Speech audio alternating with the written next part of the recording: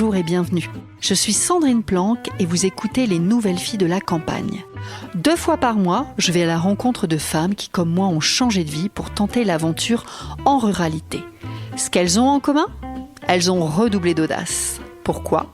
Eh bien, en allant vivre à la campagne, et comme si ça n'était pas déjà un sacré défi, elles ont changé de métier, développé une nouvelle activité, un projet, une passion, voire adopté un nouveau mode de vie. Grâce à nos échanges, je vous révèle tout de leur arrivée en ruralité, de leur projet de départ, leur intention, de leur nouvelle vie qui les a transformées, de leur joie et par moments de leurs craintes. Je vous offre des témoignages motivants, rafraîchissants, qui vous feront, je l'espère, sourire, plaisir, et peut-être vous donneront envie de sauter le pas ou simplement d'y réfléchir. Maintenant, je vous emmène dans ma campagne. Alors aujourd'hui, je reçois Sophie. Bonjour Sophie. Et bonjour. Est-ce que tu peux te présenter, alors nous dire qui tu es et de qui est composée ta famille ? Et je suis Sophie et ma famille est composée de Pierre-Yves, mon conjoint, et de 2 enfants, Élise et Gaston. Ils ont quel âge ? 5 et 3 ans.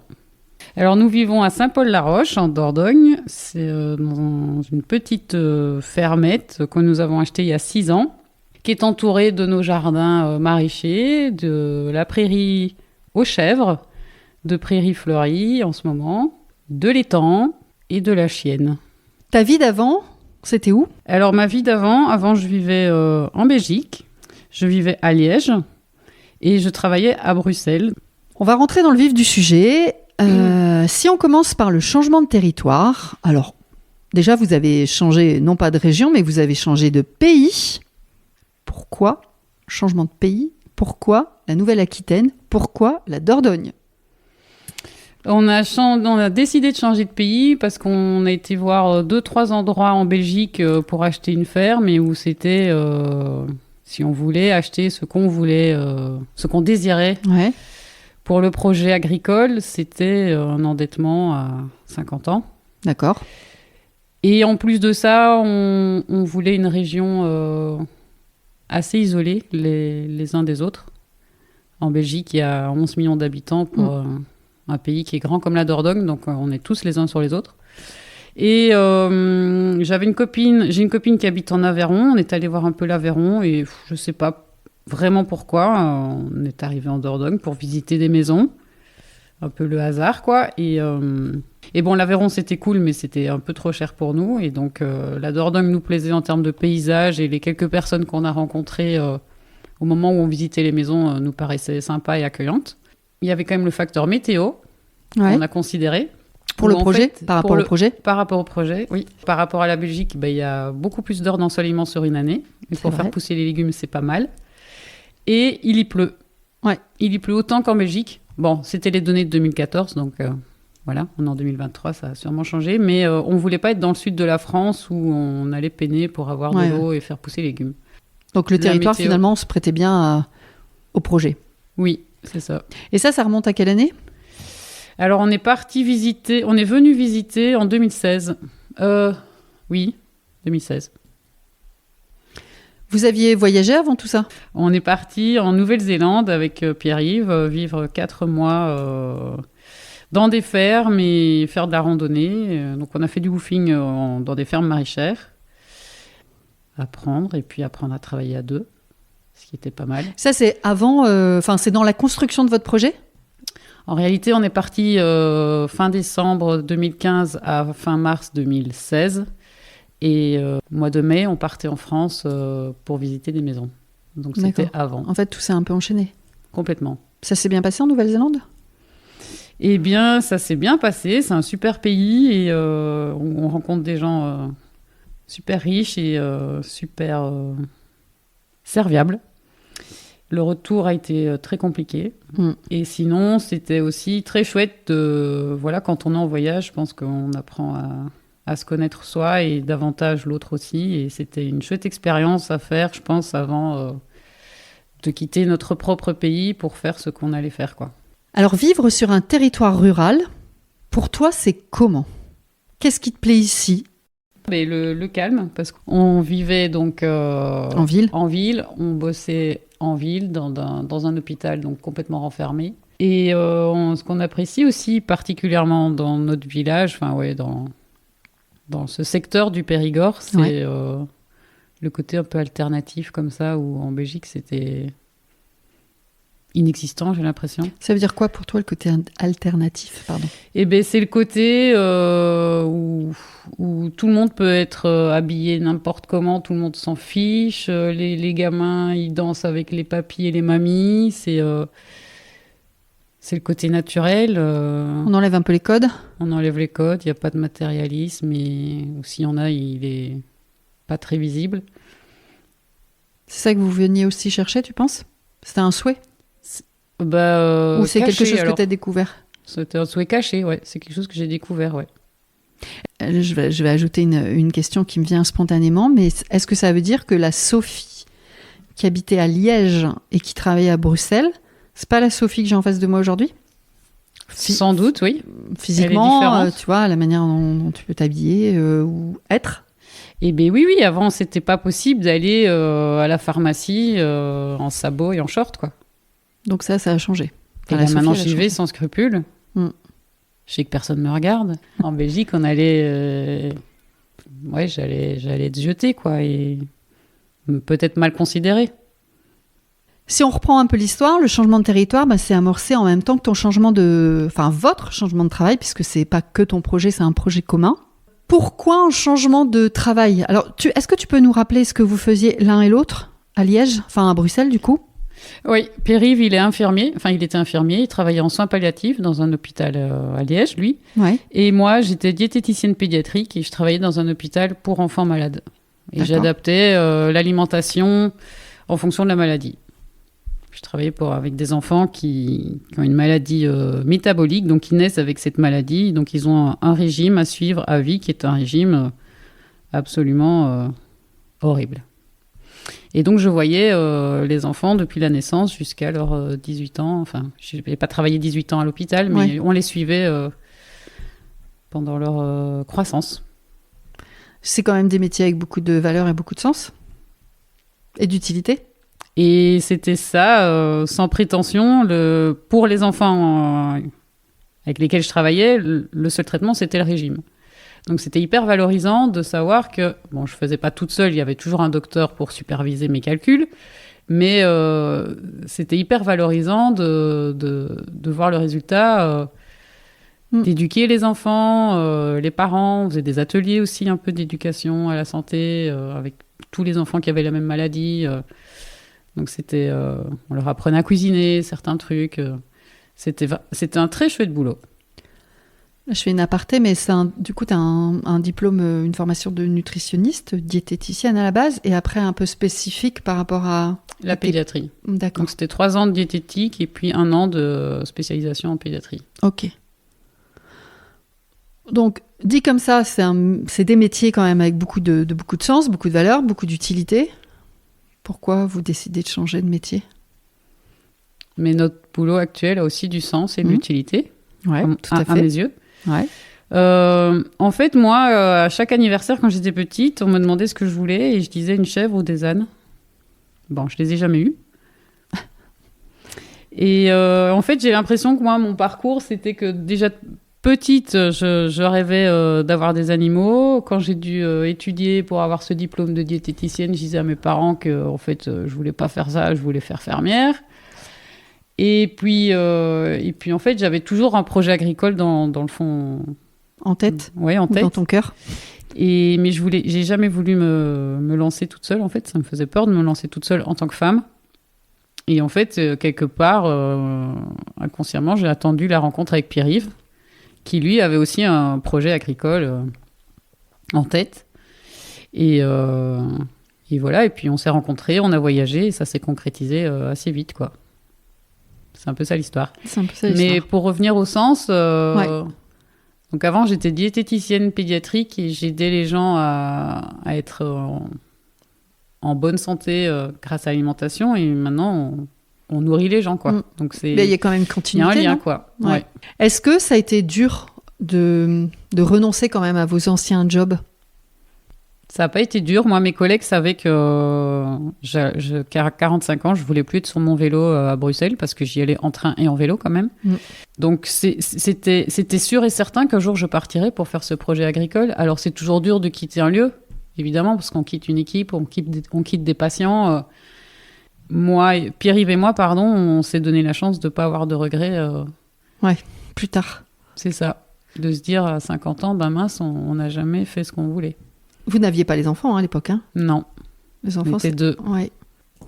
Comment ton entourage a réagi? Donc, quand je parle d'entourage, ça peut être ta famille, ça peut être tes collègues, tes amis, enfin voilà, l'entourage proche. Comment ils ont réagi à ce changement de métier et de territoire, ou de territoire et de métier? Bon, pour les parents, évidemment, c'était difficile de nous voir quitter le pays, puisque ça voulait dire éloignement, donc on peut comprendre. Mais compréhension totale pour le changement de métier. Sauf peut-être pour le papa de Pierre-Yves, qui est un enfant d'agriculteur et qui a vu ses parents travailler toute sa vie. Bon, c'était évidemment il y a 2 générations, mais donc pour lui, on allait réitérer un peu son passé, quoi. Donc lui, il a eu plus difficile, mais dans l'ensemble, ça s'est bien passé et mes amis trouvaient ça trop bien. Puis dans tous les cas, je pense que même si j'avais eu des réflexions venant de mes amis ou quoi, on était tellement décidés qu'on allait y aller coûte que coûte. Enfin, de mes amis ou même des parents. Enfin, s'il avait fallu écouter les parents, on serait resté en Belgique, mais on les a pas écoutés. Et on l'a bien fait. Ouais, je pense. Est-ce que tu penses qu'il y a un bon moment pour passer le cap? Alors, quand je parle de passer le cap, ça peut être de changement de territoire comme de changement de métier, l'un ou l'autre, les deux. Est-ce que tu penses qu'il y a un moment opportun dans la vie? C'est difficile de conseiller, mais moi je dirais quand la situation s'y prête, quoi, et quand il faut quand même un peu aussi mûrir, enfin réfléchir son projet et pas se lancer en se disant ouais, je vais faire des chèvres et puis on n'a jamais traité une chèvre, quoi. Il faut quand même un peu, je pense, réfléchir en termes d'investissement, de technique. Est-ce que c'est vraiment ce boulot-là qu'on a envie? C'est des longues journées, enfin. Parce que finalement, toi, ton métier, tu l'avais pas testé. Enfin, ton nouveau métier, tu l'avais pas testé avant. Je l'ai testé, si on peut le dire, un peu en Nouvelle-Zélande, quoi, ouais. Voilà. Mais ouais, c'est vrai. Ouais, il y avait quand même cette période transitoire où vous êtes allé vous mettre à l'épreuve. C'est ça. Ça peut être un bon conseil, finalement. Eh ben ouais, c'est vrai que maintenant que tu le dis.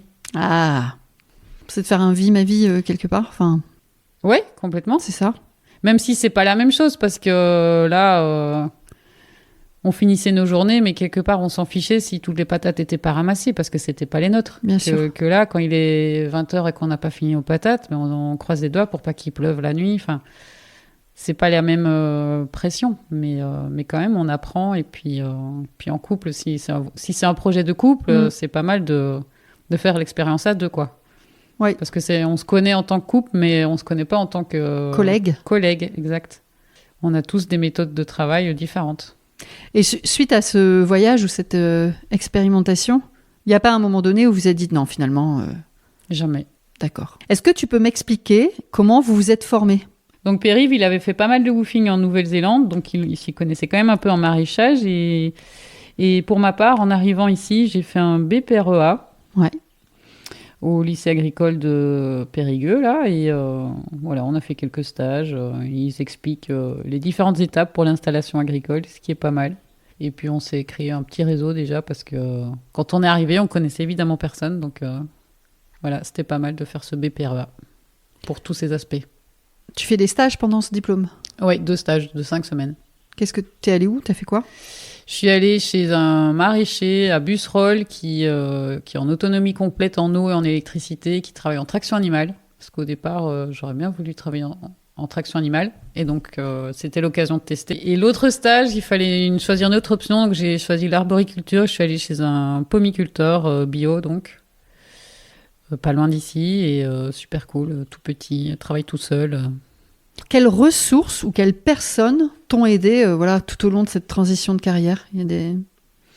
Eh bien, notre première année, on a été suivis par AgroBio, donc c'est une association en Dordogne qui promeut la bio. Et en fait, elle organise une formation qui s'appelle la formation maîtrise des pratiques. C'est-à-dire que la première année, on avait un parrain, un tuteur, un référent, qui venait nous voir tous les 15 jours. Donc c'était de notre choix, bien sûr. Et on faisait le tour du jardin, répondait à nos questions, il nous disait, il observait, il nous disait ce qui allait pas, voilà. Enfin, tu as une espèce d'accompagnement pendant le... C'est ça, pendant la première année, ça dure 1 an donc. Et c'était vachement rassurant.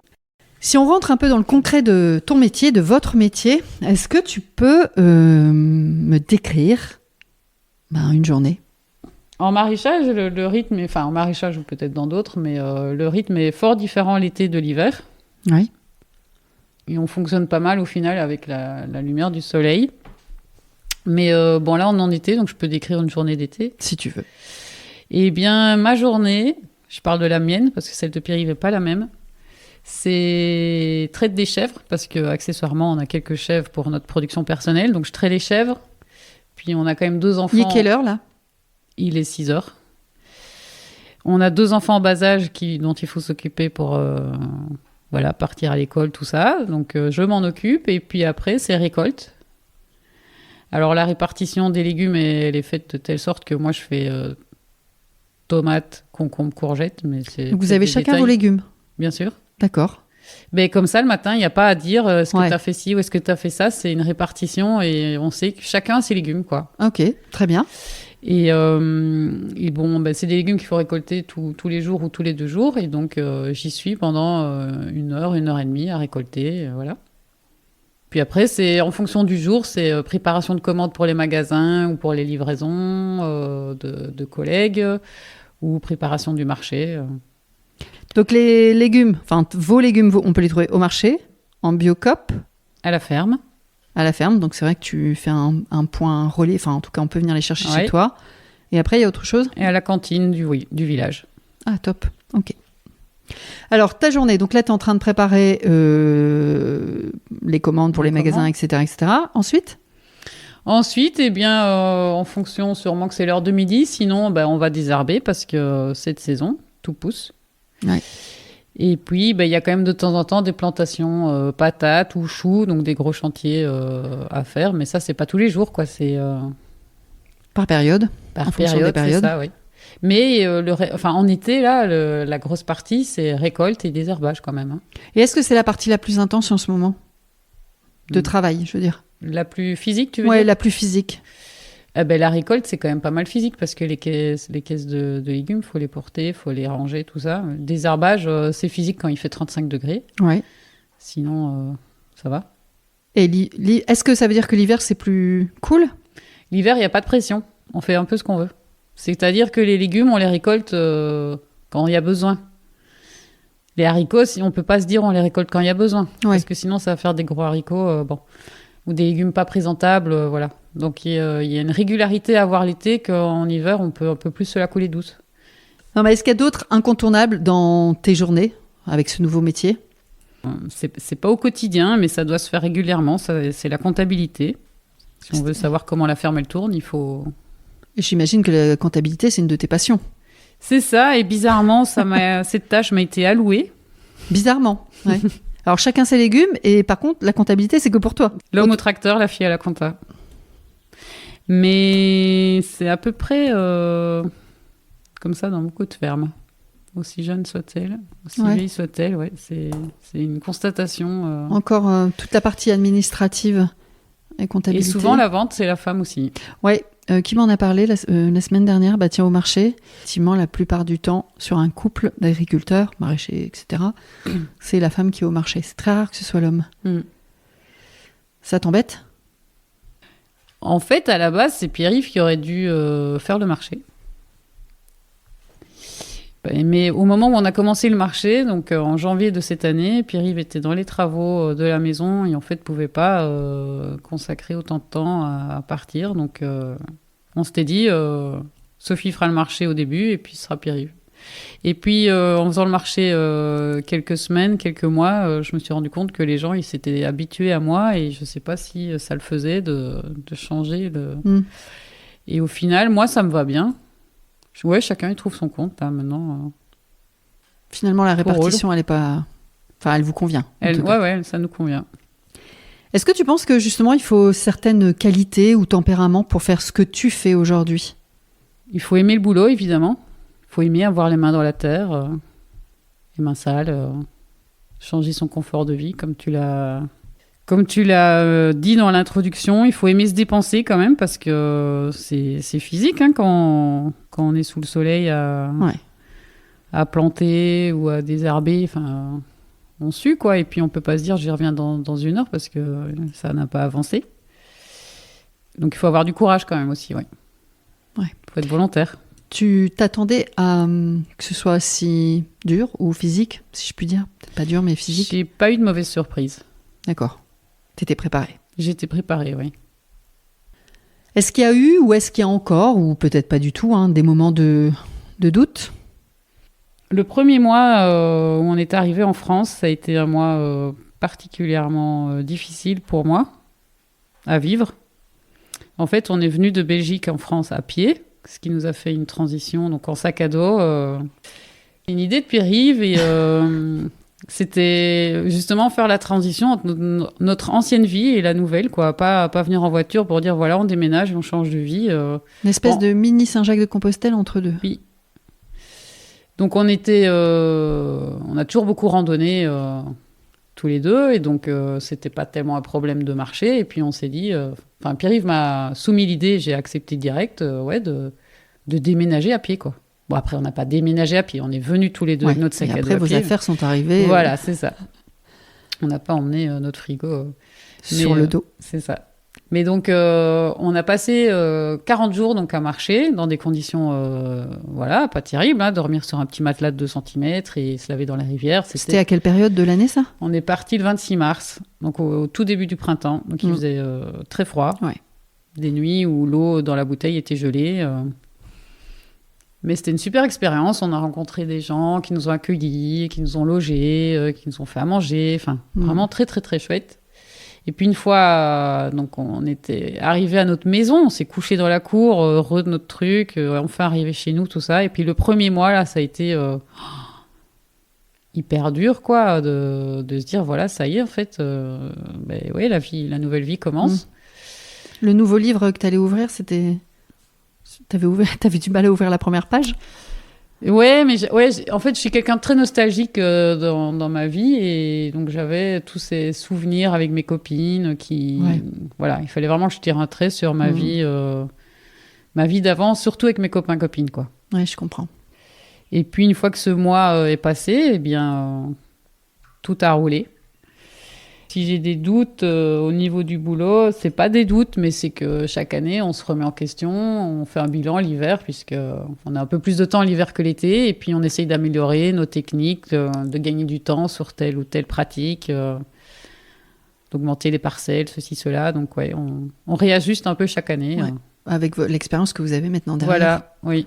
Est-ce qu'il y a un moment que tu as envie de nous partager, un moment important depuis ces années ici, là, sur le territoire, avec ce changement de métier? Ou une rencontre, peut-être? Alors, rencontre, en fait, nous, on a la chance, en tant que maraîchers dans ce secteur, à faire partie d'un réseau de maraîchers bio solidaire. Oui. C'est-à-dire que chacun a ses débouchés de commercialisation. Jusqu'à maintenant, personne ne marche sur les plates-bandes des autres. Et à côté de ça, quand il y a besoin de bouts de tuyaux ou de monter une serre, on est 10-15 direct chez l'un, chez l'autre. Et si je dois partager un souvenir, on était deuxième confinement, je pense. Et on était censé chacun rester chez soi, mais on était 15 à table chez nous parce qu'on venait de monter une serre. Et voilà. Ça, c'est un bon moment. C'était plutôt super. Ouais. C'était un super moment. Et en fait, c'est vraiment riche parce que si c'est pas pour des coups de main, c'est pour des questions sur des maladies sur les légumes ou... un partage. Voilà, partage de connaissances et d'expériences. Est-ce que tu penses que ça aurait été différent sur un autre territoire? Est-ce que tu penses que c'est propre au territoire, c'est propre à la profession? Est-ce que tu aurais... Je me suis toujours posé cette question. Ah. Si on était... Parce qu'avant d'acheter la maison qu'on a achetée, on a hésité avec une autre qui était du côté de Piégu, donc à une demi-heure d'ici. C'est plus bas? C'est plus haut. D'accord. Mais c'est toujours en Dordogne. Hein. Ouais. Et je me suis toujours posé la question, si on était allé là-bas, est-ce qu'on aurait rencontré des gens aussi accueillants et sympas J'ai pas la réponse. En tout cas, si on était resté en Belgique, je suis sûre que la réponse est non. Il y a des nouveaux projets à la ferme, Curmont ? Le projet de cette année, c'était que Pierre-Yves arrête d'être infirmier parce que Pierre-Yves va quand même continuer à travailler comme infirmier jusqu'au mois d'avril de cette année. Mais à raison d'une journée par semaine, c'est pas ça ? De 12 heures par semaine. D'accord. Ouais. Et un des projets, mais on ne sait pas dans quel futur il sera, c'est d'ouvrir un atelier poule pondeuse. Donc d'avoir, là on a 6-7 poules pondeuses, c'est vraiment pas grand-chose, mais d'avoir une 50aine de poules pondeuses, ça c'est les maraîchages. L'objectif c'est d'avoir plus de poules ? Oui, c'est pas de les transformer, oui. C'est D'accord. Des poules pondeuses. Des poules pondeuses, ok. Un atelier de poules pondeuses. Je pensais quand même à un atelier coloriage pour les enfants. Non, un atelier poules pondeuses, ok. Très bien. Est-ce qu'il y a des obstacles auxquels tu as dû faire face en tant que femme dans ce nouveau métier et sur ce territoire ? Il s'avère que tu es un homme. Je fais la compta. Je recommence. Je sais pas pourquoi c'est fait. Et voilà. C'est la fin. Souvent à la fin, on craque. C'est maintenant qu'il faudra un peu de vodka. Ouais. Est-ce qu'il y a des obstacles auxquels tu as dû faire face en tant que femme dans ce nouveau métier et de surcroît sur un nouveau territoire ? Si je dois parler du territoire et de ma place en tant que femme, je la vois pas. Je me sens bien en tant que femme dans ce territoire. Est-ce que, en termes de statut juridique sur votre exploitation, c'est qui le boss ? C'est moi. Ah, ça c'est bien. C'est bien, mais c'est que dans les papiers. Et puis en plus, c'est toi qui les fais, les papiers. Oui. Et c'est difficile, tu penses quand même, sur le territoire, d'être identifié comme la bosse ? Ou alors ils ne savent même pas ? Parce que je pense que des fois, sur le marché, je ne sais plus qui me disait, ou alors pas sur le marché, mais sur l'exploitation, il est où le patron ? Alors que le patron, c'est madame. Ça t'est déjà arrivé, cette situation ? Peut-être, mais ça me choque pas. En fait, c'est pas flagrant. Mais moi, ce qui me choque le plus, ou choc, c'est peut-être un mot trop fort, mais ce qui me heurte, c'est que c'est la génération papy qui, quand nous sommes deux devant le papy ou la mamie, ne parle que à Pierre-Yves. Ah oui. Parce qu'on l'identifie comme le boss. C'est la personne. L'agriculteur. Voilà, oui. Mais même si on parle de la pluie et du beau temps, quoi, la femme est inexistante. Après, je sais qu'on est considéré quand même par ces gens, même moi en tant que femme, parce que ils voient comment est le jardin et ils se doutent qu'il n'y a pas que Pierre-Yves qui travaille tout seul et que j'y mets quand même un peu les mains. Et comme ici, j'ai l'impression que dans cette région, on est considéré par l'ancienne génération, on est considéré, si on travaille, on est bien considéré. Papy, mamie, ils voient que chez nous, ça boulotte et donc ils ont de l'estime pour nous, quoi. Tu as réussi à asseoir ta crédibilité en montrant ton travail. Même si dans les discussions, je m'incline, je sais que j'existe pas dans la discussion, mais j'ai accepté ça par rapport à cette génération uniquement. Ouais, c'est ce que j'allais te dire, c'est uniquement sur cette génération-là. Est-ce que tu as quelque chose à ajouter là-dessus, sur le fait, sur les préjugés, les stéréotypes liés femmes, territoire, ruralité ? Ou tu penses qu'on a fait le tour ? Je veux juste insister que c'est une question de génération. Ce changement de métier, ce changement de territoire, est-ce que ça t'a changé, toi, en tant que femme ? Peut-être que ce qui a changé en moi, c'est le regard que les autres portent à mon égard, justement par rapport à ce qu'on vient de dire. Que le papy me regarde pas quand on parle, en fait, je m'en fiche parce que moi, je sais que s'il y a des patates et des haricots au jardin, c'est en partie grâce à mon travail et voilà. Je sais ce que je vaux et voilà. C'est ce qui compte pour moi. Quel est le meilleur conseil qu'on t'a pas donné et que tu voudrais partager aujourd'hui aux hommes et aux femmes qui auraient peut-être envie de sauter le pas sur un changement de territoire ou sur un changement de métier ? Est-ce qu'il y en a un ou plusieurs ? C'est une question hyper dure pour moi. Ouais. Mais j'ai quand même envie d'y répondre et je me suis cassé la tête Je dirais que le conseil qu'on m'a pas donné, c'est que agriculture et enfants, c'est pas évident. Nous, Élise, elle est née la première année. Hein. On a monté les serres avec Élise dans la poussette. Il pleuvait. Donc, nous, on a fait tout en même temps, si on peut dire. On essaye de se dire qu'on a fait le plus dur. C'est qu'on a construit notre famille et notre projet en même temps et que là, les enfants grandissent. Et... Je pense que ça ne pourrait être que plus simple. Ben, c'est ce qu'on espère. Moi, je crois. Est-ce qu'il y a une femme ou des femmes auxquelles tu penses et qui pourraient prendre la parole sur ce podcast ? Bénédicte et Nadège, qui font toutes les deux du maraîchage, mais sur 2 fermes différentes. Et qui ont changé de territoire. Exactement, oui. Qu'est-ce que tu as gagné en changeant de travail, en changeant de métier et en changeant de territoire ? J'ai gagné de travailler chez moi, même si c'est un revers. Ouais. C'est un gain parce que là où en Belgique, j'avais 1h45, comme je l'ai dit, de trajet. Donc, ça change beaucoup. J'ai gagné en tranquillité et en calme. Et puis, on a gagné ce qu'on cherchait, c'était d'être loin des gens. Enfin, éloigner de la foule. De la foule. Par contre, tu viens de dire un revers. Oui. Tu peux m'en dire plus ? Que le bureau, c'est la maison. Et donc, parfois, la vie professionnelle prend le dessus sur la vie privée. Et ça peut être considéré comme un revers. Parfois, à table, on se rend compte qu'on parle que de boulot, quoi. Ouais, tout est très intimement lié. Et ça peut être compliqué. Il faut pouvoir mettre... et c'est pas facile. Et c'est ça aussi qui, justement, au fur et à mesure du temps, ça a évolué. Mettre une barrière, quoi. Avant, la première année, on faisait aucune pause. 7 jours sur 7, sans pause.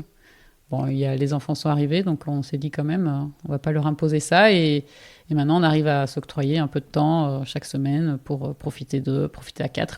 Et des moments pour toi, il y en a ? Pas encore, mais c'est en cours de réflexion. En négociation ou en réflexion ? Non, c'est pas la négociation, c'est de la réflexion et du lâcher-prise de ma part. En fait, j'ai toujours des remords si je laisse Pierre-Yves, comme là, en fait, aujourd'hui, laisser Pierre-Yves bosser, alors que moi, je prends du bon temps, quoi. Même si je vais promener 1 heure toute seule, je vais toujours penser à la ferme, mais en fait, ce sera pas complètement... À la ferme ou aux enfants ? Ou les deux ? Ouais, un peu aux deux, oui. Pierre-Yves, il a bossé comme infirmier encore donc, jusqu'au mois d'avril de cette année. Donc, pendant 4 ans, il a bossé comme infirmier. C'était pas toujours facile pour moi de se dire que lui bossait ailleurs, ce qui lui demandait un gros effort parce qu'il bossait donc dans un EHPAD ou avec un système de soins qui devient décadent. Bon, on va pas rentrer dans le débat, mais c'était un effort pour lui d'aller bosser et moi qui restais à faire ce qu'on aime bien de faire. C'était du boulot, certes, mais... et donc, j'ai eu souvent des... Je sais pas si des remords, mais enfin... Culpabilisé, ouais. Une culpabilisation, ouais, à ce sujet-là. Après, je pense qu'il est quand même content quand tu passes du bon temps ailleurs, puis tu reviens pleine d'énergie, ou tu reviens... Enfin, tu vois, c'est une bulle d'oxygène aussi de s'octroyer un peu de temps pour soi, que ce soit le garçon ou la fille. Je pense pas que le problème vienne de lui. Non, c'est pour ça que je te le dis, droit dans les yeux. Mais je suis consciente de ça. Mais ça, c'est un truc de fille. Hein. Peut-être bien. De maman et de femme. Parce que depuis la nuit des temps, on s'occupe des autres. Oui, on assiste, oui. Mais en même temps, il n'y a pas non plus beaucoup d'opportunités de créneaux horaires, quoi. Oui, non. Justement, si on n'a pas beaucoup, d'en avoir une de temps en temps. C'est stoppé. Est-ce que tu veux nous partager quelque chose dont tu serais vraiment le plus fier, la plus fière ? Si je dois répondre à la question ce dont je suis le plus fier, je pense que ce serait, je sais pas, si on a fait une photo quand on est arrivé, si on fait une photo maintenant, 6 ans après, je veux dire que c'est nous qui avons créé tout ça. Voilà, c'est ça dont je suis le plus fier de ce que nous avons fait tous les deux, quoi. Sachant qu'il y a 2 petits-enfants aussi qui sont arrivés en cours de route. Ouais, et ça, c'est pas... C'est pas rien. Ouais, c'est pas rien. Si ta famille, elle était autour de la table avec nous aujourd'hui, à ton avis, qu'est-ce qu'elle te dirait ? Qu'est-ce qu'elle nous dirait ? Je pense que mes parents, ils diront qu'ils sont fiers de ce qu'on a construit, mais que quand même, on travaille beaucoup et pour pas grand-chose. Enfin, je veux dire, c'est assumé. Là, c'est assumé. Carrément. Complètement. J'ai l'impression que j'ai donné des bons côtés du métier, là. Ouais. Mais parce que j'aime bien le métier. Bien sûr. Mais que travailler avec son conjoint, c'est pas toujours évident. Que parfois, le conjoint prend le rôle du chef et ça, c'est pas toujours facile à vivre. Quoi. Le conjoint d'un côté comme de l'autre. De l'autre, le conjoint ou la conjointe. Et que, comme je l'ai dit tout à l'heure, parfois, la vie professionnelle prend le dessus sur la vie privée et qu'il faut toujours faut pas toujours, mais il faut par un moment se recentrer sur le couple et sur mettre la vie professionnelle un peu de côté. Et... Ça veut dire aussi qu'il faut prendre soin de vous, à deux, et puis en séparer. C'est ça. Est-ce que ça veut dire aussi qu'il ne faut pas travailler ensemble ? Non, ça ne veut pas dire ça. D'accord. C'est une super expérience, c'est un projet, c'est une construction de quelque chose qui est, à mon avis, dans mon cas, indispensable à faire en couple, quoi. Mais en tout cas, c'est quelque chose d'important à savoir pour celles et ceux qui voudraient... Oui. C'est ça que tu veux c'est partager ? C'est ça que je veux transmettre, oui. Ouais, que c'est pas parce qu'on connaît son conjoint ou sa conjointe qu'on connaît comme collègue et qu'il y a, il y a des limites à mettre, enfin un cadre en tout cas. Et comme je disais tout à l'heure, on a chacun nos légumes, on a chacun nos tâches, ça paraît un peu... ça surprend au départ. Protocolaire, quoi, mais en fait, c'est top parce qu'on a tellement de choses dans la tête pour le jardin, pour l'administratif, qu'il faut se communiquer déjà. Si en plus de ça, il faut se dire... Aujourd'hui, j'ai fait ça. Ouais. Non, les choses, elles sont réglées. Chacun fait ce qu'il a à faire. Ça ne veut pas dire qu'on n'inverse jamais les rôles s'il y a un besoin, mais au moins, ça tourne comme ça, quoi. Maintenant que tu le sais, si tu revenais en arrière, tu le ferais quand même ? Je le ferais quand même, oui, parce que comme je l'ai dit, je pense que... pour nous deux, c'est indispensable de le faire tous les deux. Oui. Merci pour votre écoute, merci d'être resté jusqu'au bout de notre échange. Et si vous voulez continuer à m'encourager et surtout à faire connaître le podcast, eh bien vous pouvez mettre 5 étoiles et un commentaire sympathique sur Apple Podcast et Spotify. Surtout, vous n'oubliez pas de vous abonner à la chaîne de podcast pour être notifié des nouveaux épisodes. Et si vous voulez faire partie de la communauté des nouvelles filles de la campagne, eh bien abonnez-vous à la newsletter. Alors soit vous m'écrivez sur les nouvelles filles de la campagne @gmail.com, tout attaché en minuscules, ou vous me contactez sur les réseaux sociaux des nouvelles filles de la campagne, Instagram et Facebook. Je vous dévoile les coulisses des nouvelles filles de la campagne, des tips, des astuces, des sujets, la sortie des nouveaux épisodes et plein d'autres surprises. Alors un grand merci et je vous dis à bientôt. Ciao!